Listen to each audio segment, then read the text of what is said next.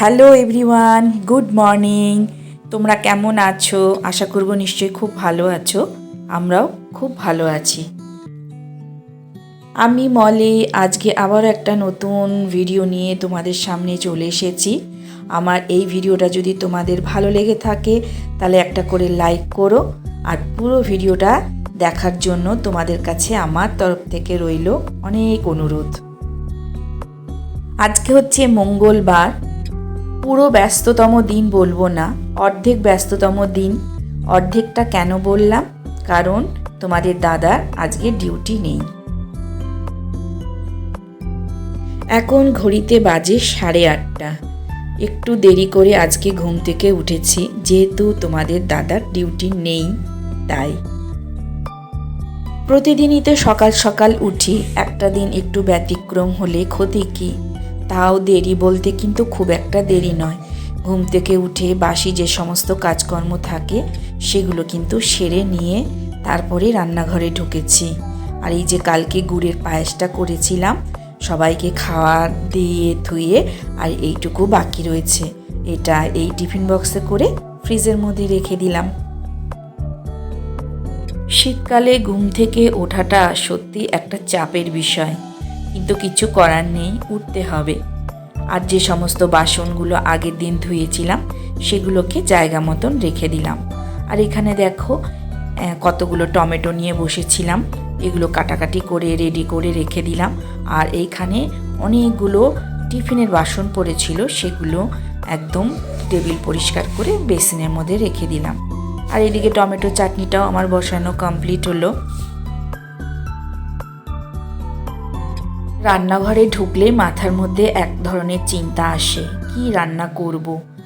যাই হোক, ফ্রিজের মধ্যে কতগুলো শাক রাখা ছিল, লাল শাক, তো সেগুলোকে দেখো আমি কেটে নিয়েছি, শাক এদিকে বসিয়ে দিয়েছি। তার আগে কিন্তু আমার চাটনি করা কমপ্লিট।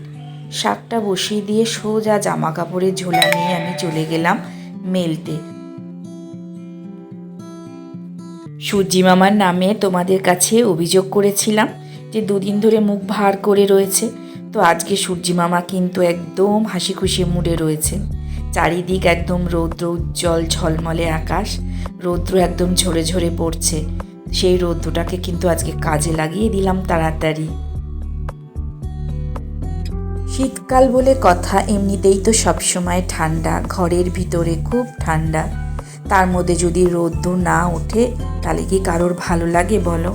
রোদ উঠলে যেন মুডটা অন্যরকম হয়ে যায়, আর যদি মেঘলা থাকে একদম ভালো লাগে না, মনটা বড্ড খারাপ লাগে।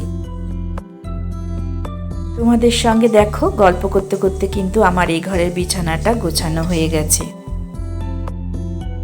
একটু বেলা পর্যন্ত জানলাগুলো বন্ধ থাকে।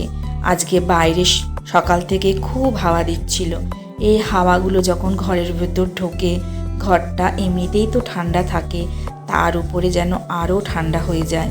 সেই জন্য রোদটা যখন কড়াভাবে ওঠে তখনই আমি জানলাগুলো খুলে দিই। তার সাথে সাথে এই ঘরের বিছানার চাদরটাও আমি পাল্টে নিলাম। এটা বেশ কিছুদিন হয়েছে, সেই জন্য চাদরটা পাল্টানো দরকার, তাই পাল্টে নিলাম। এর দিনে তোমাদের দাদা যে মাংস এনেছিল তার থেকে কিছুটা আমি সরিয়ে রেখেছিলাম, সরিয়ে রাখাটা ভুল মানে তুলে রেখেছিলাম, তো সেই মাংসটা আজকে করে নিচ্ছি।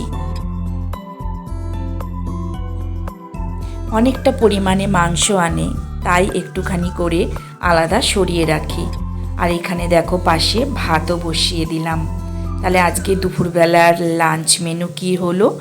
লাল শাক ভাজা, চাটনি আর মাংস। আমাদের কাজের মাসি যে বাসনগুলো মেজে রেখে গেছিলেন সেগুলো বাইরে জল ঝরানোর জন্য রাখা ছিল, জল ঝরে গেছে, তাই এখন দেখো আমি জায়গা মতন গুছিয়ে রেখে দিচ্ছি। সারাদিন যে কত বাসন পড়ে, যত থাকে তত লাগে, এটা একটা কথা আছে না, যত যার বেশি থাকবে তার তত কাজে লাগে। শাড়ি, কাপড়, গয়না, বাসন এগুলোর প্রতি আমাদের একটা আলাদাই টান। আমাদের যতই থাক না কেন নতুনত্ব কিছু দেখলেই মনে হয় আরও কিনি, আরও দরকার, আরও লাগবে। এই জন্য কিন্তু বাড়ির লোকের কাছে অনেক বকাও খেতে হয়, কিন্তু তবুও আমরা নিজেদেরকে কিন্তু কন্ট্রোল করতে পারি না। এখানেও আমার টিফিনের বাসনকোসন মাজা কমপ্লিট হয়ে গেছে। তারপরে ঘরটরগুলো একটুখানি ঝাড় দিয়ে নিচ্ছি। তারপরে আমার স্নান কমপ্লিট, এবার পুজো দেওয়ার পালা। দুপুরে খাওয়া দাওয়া কমপ্লিট হয়ে গেছে। এবার দুপুরে যে সমস্ত বাসনকোসন কটা পড়েছিল সেগুলো কিন্তু আমি মেজে ধুয়ে ফেললাম।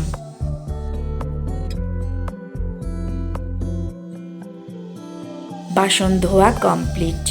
এরপরে বাইরে যে সমস্ত জামা কাপড়গুলো মেলেছিলাম সেগুলোকে তুলে নিয়ে আসলাম, কারণ এরপরে ঠান্ডাটা পড়বে, আরও রোদের তেজও কিন্তু কমে গেছে। সেই জন্য জামা কাপড়গুলো তুলে নিয়ে একদম নিশ্চিন্তে একটুখানি রেস্ট নেব। রেস্ট নেবার পর মেয়েকে দিতে গেছিলাম পড়তে। সেখান থেকে আমি আসার পর এখন দিতে বসেছি সন্ধ্যা। সন্ধ্যা দেওয়ার আগে তোমাদের দাদাকে করে দিয়েছি চা। সে চা খেয়ে চলে গেছে চেম্বারে। এখন আমি নিশ্চিন্তে বসে কিছুক্ষণের জন্য এক মনে ঠাকুরকে ডাকবো। আজকে তাহলে সন্ধ্যা দিয়েই শেষ করলাম। কালকে আবার একটা নতুন ভিডিও নিয়ে হাজির হব।